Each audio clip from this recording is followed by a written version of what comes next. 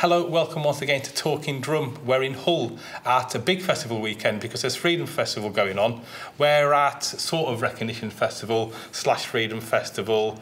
It's going on all week in an art gallery, and we're actually in an art gallery now, although we were out drumming when it was raining, or you were. I'm here with Humber Taiko, with Lisa and Emma. Have I got that the right way around? No. Lisa and Emma. With Lisa and Emma. There you go. It's my own fault for pointing, isn't it? There you go. Could have got away with that. I could have got away with that if I hadn't pointed. I've been wanting to interview you since the very first time that I saw, I think, one of my friends from a circus had a Facebook page. And on their Facebook page was you drumming. I thought, there's a Taiko in Humberside. And I thought I was going to be going down to Lincolnshire to try and find you. And then suddenly this morning, I found that you were playing on one of the stages. Yeah. And I grabbed you because I want to know about Taiko. Was it originally Japanese, or was it something they borrowed off the Chinese and Koreans and turned into their own? A bit of both, right. Actually. The drums themselves, originally, a very, very long time ago, over 1,000 years ago, originally would have come from China and Korea. But obviously there's an awful lot of culture swap that goes on between those countries anyway. And it ended up in Japan.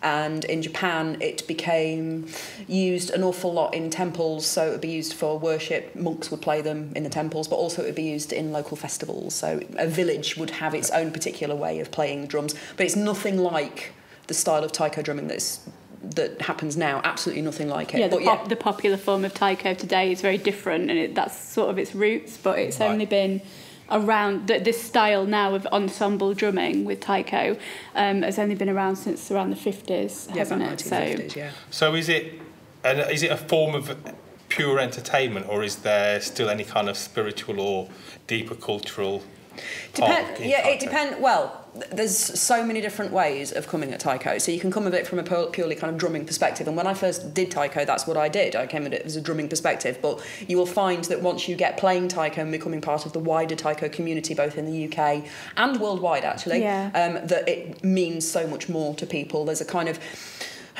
spiritual but maybe slightly philosophical kind of aspect to it as well, because it's quite a holistic way of playing music, because it involves so many different things. Right. Which I'm going to get onto, but first of all, the drums. Yeah.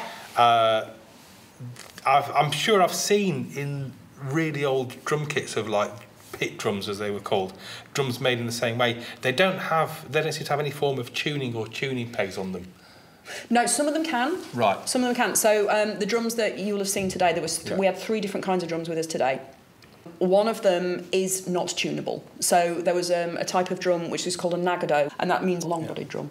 The skin is tacked on, so that can't be tuned. After a while, the pitch will start to naturally deepen due to atmospheric changes and being smacked on a regular basis. So that's the only way that the pitch will change with that. And eventually, after many, hopefully very many years, you would then just change the skin, and that's the way you deal with that. Yeah. Some of the other drums can be tensioned. You wouldn't tune them to specifically probably a pitch like you would timpani, for instance, or something like that. But yes, you can. So the small drum that we played today is a shimmy, and that's originally would be rope tightened, but we've got a bolt tightened one, which makes it a bit easier because you can just do it with a spanner.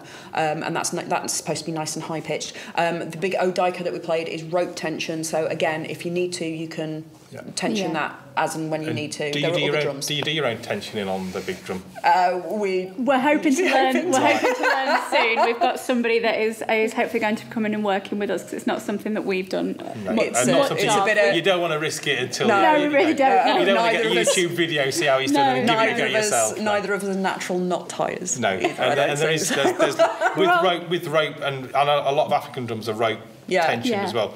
There's a skill to it, and if you don't get it right, you can skew the head and all sorts of things like that. Yeah, so we need to be shown a little bit how to do that. Bolt tuning, fine. It's a bit like working on a drum kit, not quite as quick. Taiko drums, by their very nature, are hugely expensive. Just from our experience, we've had to do so much fundraising and so much hard work over a number of years just to buy ourselves 4 Nagado drums, and they are the most affordable that we could get hold of. So, for example, we wouldn't be able to buy from Pearl, and certainly it would take us a very long time to be able to afford that.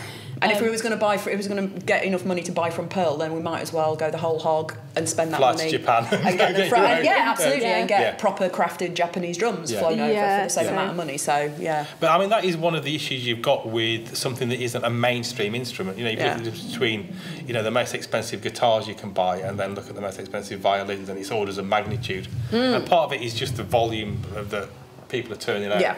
You know, that you can get factories to machine even high quality drums out in vast quantities when they're handcrafted or made in small quantities. It is an issue, isn't it? For the Asano factory, from what I understand, the Asano factory in Japan, which is like the Taiko factory, who've been around for many years, and they're kind of like the gold standard, as I understand it, when it comes to Taiko making. For one Nagado drum, it can take many years because they have to get the wood, they have to source the wood, they have to let it season, and all of those kinds of things. So the process from actually finding the wood in the first place to having a finished drum can actually take 3 or 4 years. The other thing is, in a Taiko group, you've often got about 20 players, so you need 20 of those drums. So it's not like you're buying one instrument. Yeah. So your untunable drum, do you have any issues with the weather? I know it was raining today, which is normally the worst thing when you've got a easily tunable drum. We are fairly careful about it. We have tarpaulin out there at the ready. You know, it's always tricky as well, especially if you're doing outdoor gigs, explaining to the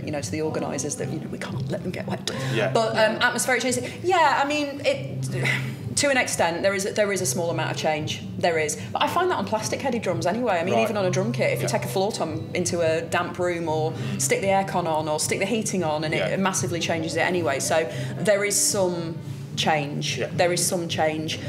We try very hard to keep the drums fairly constant if we can, but we've got to be realistic about it as well. Yeah. But I find atmospheric change. We actually make drums, Right. Well, we've got not nothing fancy at all, but that sounds a lot grander. This is as somebody who also makes instruments and drums as part of it. Tell me more, because I'm fascinated. Right, well, it's really basic. It's ever so basic. And it's something that happens out, because Taiko's really big in America. Obviously, it comes from Japan. It's really, really big in Japan.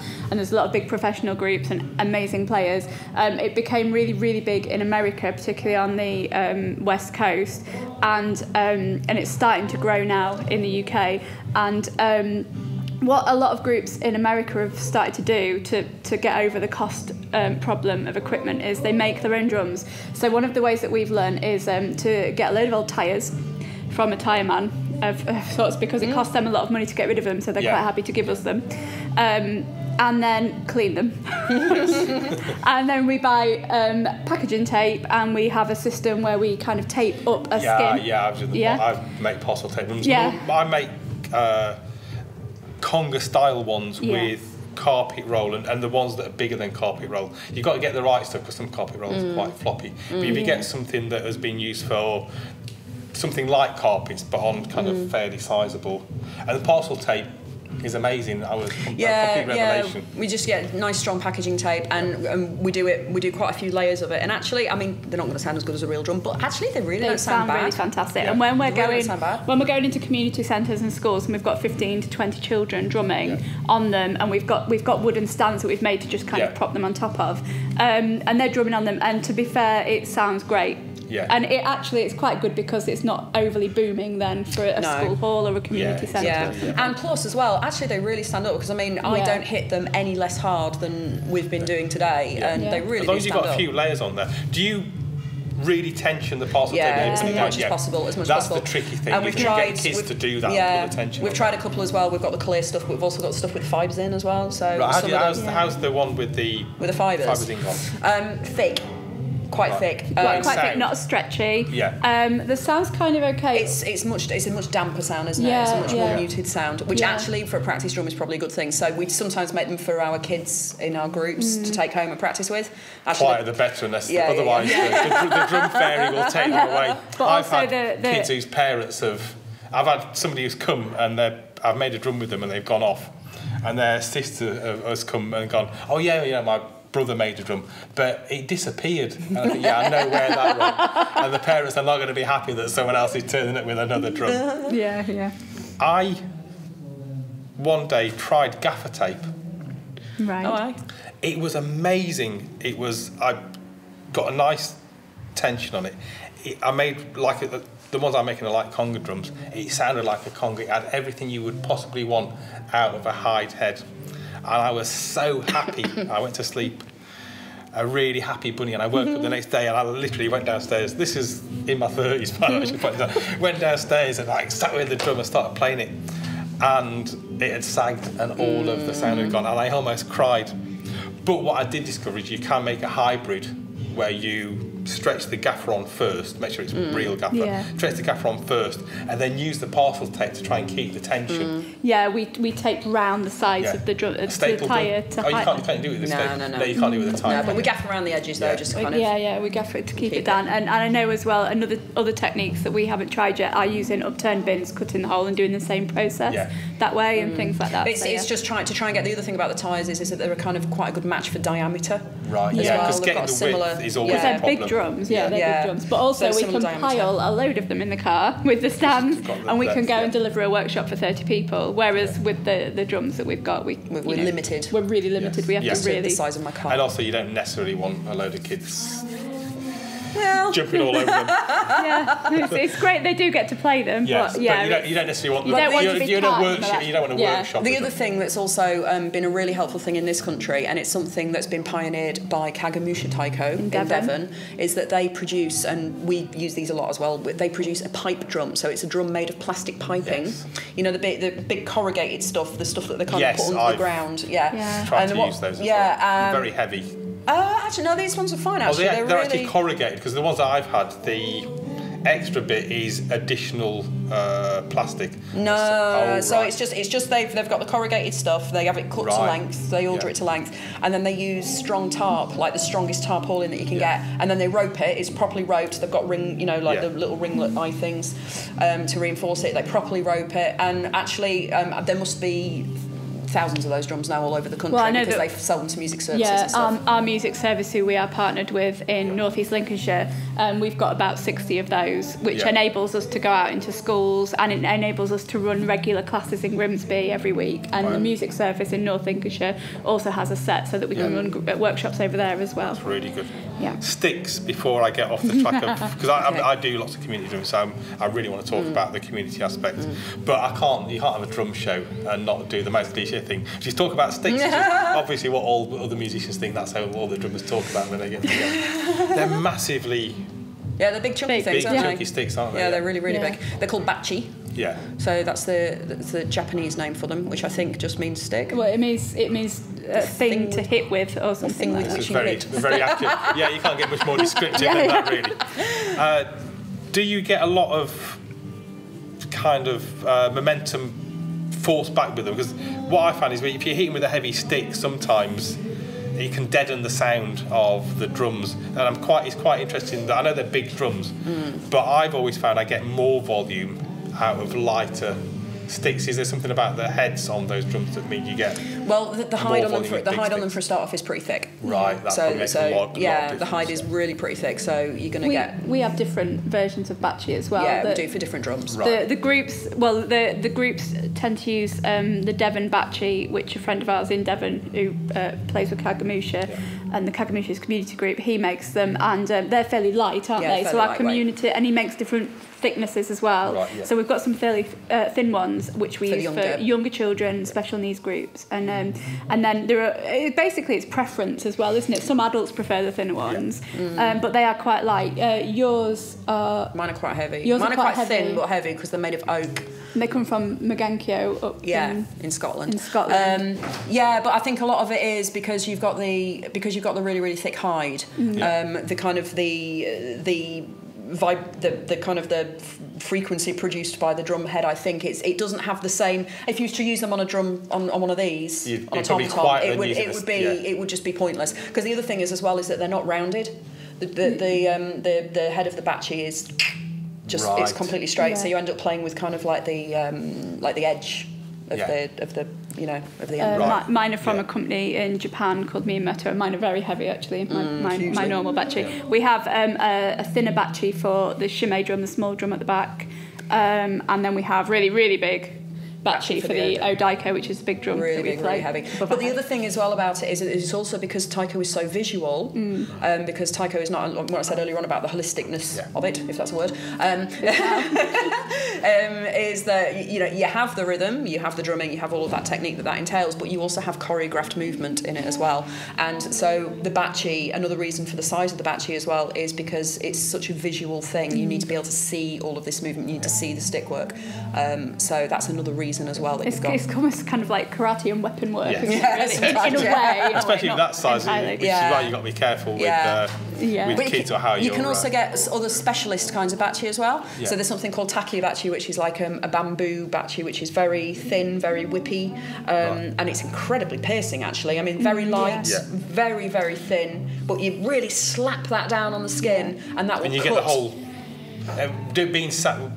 being a samba player, the samba tamburims, their sticks are the same. They're very thin sticks, but you've got the whole length of the stick against the head, and you get a very piercing sound. Yeah, very, very piercing. Yeah. So, and they can be used on all sorts of different kinds of drums, but they're often used a lot on the Odaiko, and it's got a very different kind of sound to it as well, which is pretty cool. Well, you're not going to be pushing out those bass frequencies very much, are you, if you've got such a thin No.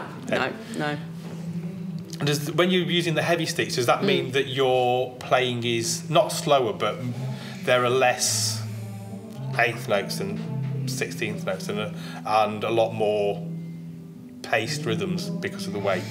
I suppose when you're using lighter sticks on something like the shimei, you've got more scope to play more fancier, faster, complicated, more technical rhythms. You can do something that's fairly, I suppose, rudimental, actually, really, on something like the shimei with the kind of the lighter sticks, which you possibly then would struggle to translate to the Odaiko, but yeah, I guess. And I think the other thing is as well is that the size of the stick also kind of works in tandem with the drum. You've got a bigger drum, you've got a bigger stick. Actually, you don't really want to be doing massively intricate rhythms on the Odaiko because it would just be lost. So, some people play pretty fast on there, but it's never going to be quite the same as it can get quite impressive with some players, can't it? It can get quite detailed and quite impressive, but there's a lot of space within taiko rhythms and things as well because of the movement involved. So it's and the movement is from what I watched, what I saw today, and other things that I've seen. It is very visual, but it's also very kind of physical as well. The people that are on stage are producing choreographed movements. How integral is the visual and the movements for the players in with the performance? It's what makes taiko taiko. I think without having all of that there, it would just be another kind of drumming. So it's what makes taiko taiko, and it's what for me is so kind of really draws me into it. So as a performance aspect, it's such a visual thing that's what I find immediately appealing about it. Does that put anybody off that would be happily drumming, but do they find that physical aspect to it off-putting in terms of joining a group or carrying on with time? It's one of those things that I think we've kind of developed a way of sort of sensing a group now and making sure that people are comfortable with what they're given. So our youth, our young, very young groups are more than happy to jump about and shout and look happy. Maybe some of the older groups, maybe some adults that are coming into it new, we're not going to expect them to do that straight away because that's well out of most people's comfort zones. When you walk into a drumming session and you're asked to jump up and down and, chant words that you don't know the meaning of and wave your arms around and things, that's a bit...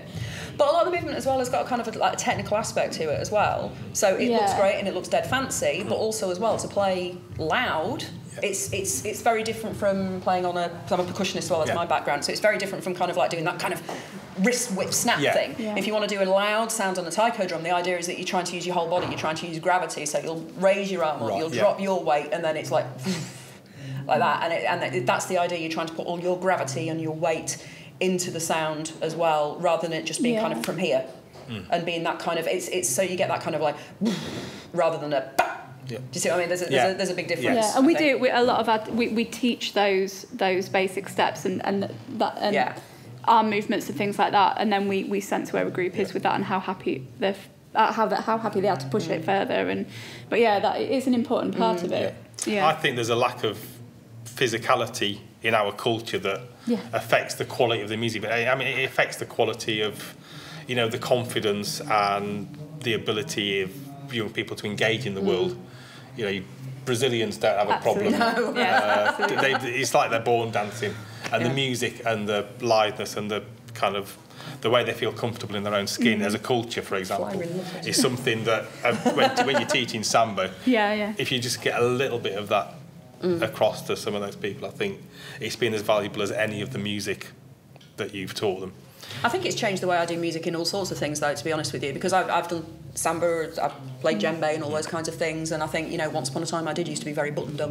I know percussionists tend to have a better understanding of other musical cultures, shall we say, because we think about music kind of a little bit more differently in terms of music theory. How did that, from the samba and the other drumming that you know, are there any differences or similarities in the way that Taiko thinks about rhythms and rhythmic structures? It's much more melodic.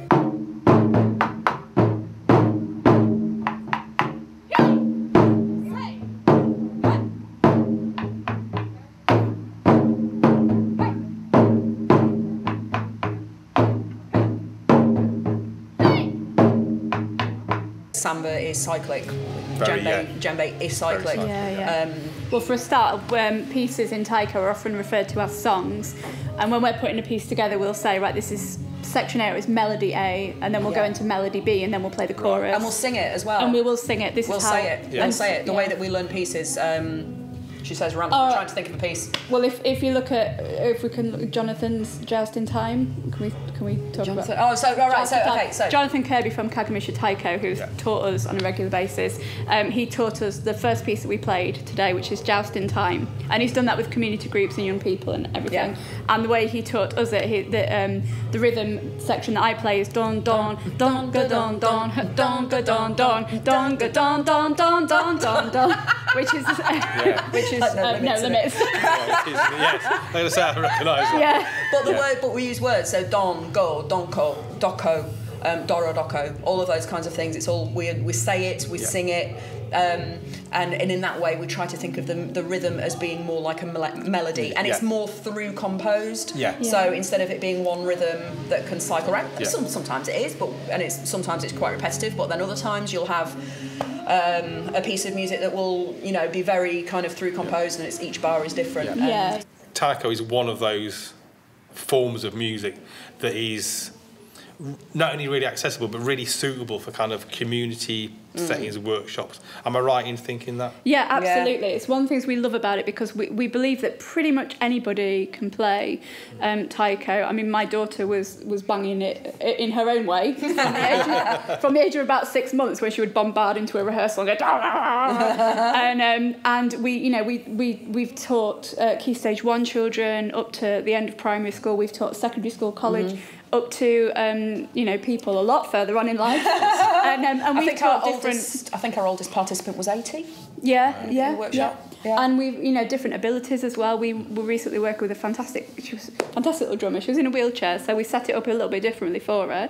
And we try and alter rhythms to suit as well, so that we make sure that it suits the group that we're working with. And because there are different rhythms often in pieces, you can give maybe more experienced drummers one rhythm to play, and then the newer ones a slightly simpler version or a different rhythm that they played before, so it's alternating. But then again, if you want to get really, really good at it and you want to go with it, you can write all sorts of really... And it can be a lifetime study. Yeah, that's the great thing about it. You can go in and you can do... And we can guarantee that we can go in and after an hour, we can put together an accessible but a really good performance. With a group of whoever they can do that within an hour. You can come up. That's the great thing about Taiko. You can immediately get a result from it. But then from then, it doesn't stop there. It never stops. It can become never ever stops. Really, really skillful, really professional, really. There's some people who've made it their lifetime. So are you a band or are you a community group? Bit of both. Well, the way we're set up at the minute, Humber Taiko is an organisation we've kind of recently developed, because what we want to do is we want to support this region in developing and promoting Taiko drumming to everybody. We've done a lot of work in Grimsby, which is where our community and youth groups are, and that group is called Gyoko Taiko, and Gyoko means fishing port. to represent Grimsby. And so Gyoko Taiko, they have their own classes, they have their own drums, and they perform at lots of different events. And we've got everything from like a beginners children's group to a really good community adult group. Then we've got Tetsu Taiko in Scunthorpe, then which is a youth group. And then we've got lots of different school projects going on, and some of those we run, and some of them teachers run that we've trained. Brilliant. And some of them have bought pipe drums, some of them practice on buckets. And, you know, some of them teach children in year 3, some of them teach children in year 8 and above. And then some of them have got their own names and their own little events and things like that we just go along and go, wow, you're really good. Well done. And then we're hoping to kind of bring that over the bridge to Hull a little bit more. I think we'll be more than welcoming over the bridge. So. And we ourselves, we've performed a lot, but not really gone out and promoted ourselves as much. So we're starting to do that now. And that's good as well. Our main thing is that we kind of want drummers that are really dedicated, that want to come and learn and want and see it as an investment, and they want to kind of get involved in what we do. Yes. Because we would like eventually to have more Taiko teachers on staff that we can send out, because we can't cover everything. And we want people that want to perform with us and are willing to come out to events like this and showcase what we do, but can take bookings and stuff like that and go off and do a really good show together. Yeah, we've got some aspirations as to where we would like our performance to end up. You know, for ourselves. You know, for ourselves as performers, because I think we love teaching, it's brilliant, and that is the mainstay of our work, and it always will be. But I think if you don't have that outlet yourself. Plus the other thing with that is there are so many fantastic performing groups across the UK. There's Magenkyo, there's Kagamushi, there's Taiko Meantime, and there's a whole host of other really professional Taiko groups. And we can't often get them up into this area, and that's what inspires young people to start Taiko. That's what inspires anybody to start Taiko. If we can't bring them up here, we have to be it. So we have to get really good. That's a really good point. Yes. And perform so that people look and go, we totally want to be like that. But Ben, who was performing with us today, he was our student, wasn't he? Yeah. Right. I taught him percussion. He was in my steel band. He's now at Leeds Uni doing percussion there, and we make him come and rehearse with us. Brilliant, yes. Well, Humber Taiko, I've just learnt so much and I've got really excited. I'm going to thank you now, but when the camera stops rolling, I'm going to get in your details, because we need you in Hull and doing what you do in Hull and in the North Bank. Yeah, no, that'd be awesome. Yeah, brilliant. Awesome. Thank you very much. Thank you.